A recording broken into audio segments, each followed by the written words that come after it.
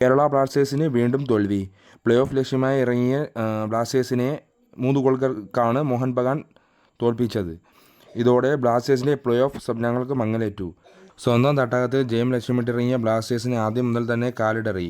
28ാം മിനിറ്റിൽ ബ്ലാസ്റ്റേഴ്സിനെതിരായ ആദ്യ ഗോൾ നേടി ജെയ്മി മക്ലാരൻ ലീഡെടുത്തു.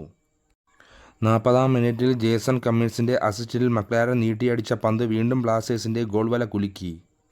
66ാം മിനിറ്റിൽ ആൽബർട്ടോ റോഡ്രിഗസ് ബഗാനായി 3ാം ഗോൾ നേടിയതോടെ ബ്ലാസ്റ്റേഴ്സ് പരാജയത്തോടെ മടങ്ങി. മത്സരത്തിൽ ഏറെ നേരം പന്ത് കൈവശം വെച്ചത് കേരള ബ്ലാസ്റ്റേഴ്സ് ആയിരുന്നു. 67% ബോൾ പൊസിഷൻ. എന്നാൽ മികച്ച അവസരങ്ങൾ സൃഷ്ടിക്കാനോ ലഭിച്ച അവസരങ്ങൾ ഗോളാക്കി മാറ്റാനോ സാധിച്ചില്ല.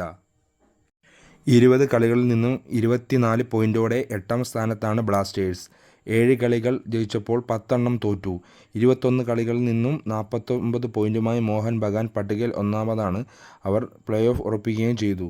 ഇതോടെ ബ്ലാസ്റ്റേഴ്സിൻ്റെ തോൽവിയോടെ FC ഗോവയും പ്ലേ ഓഫ് ഉറപ്പിച്ചു.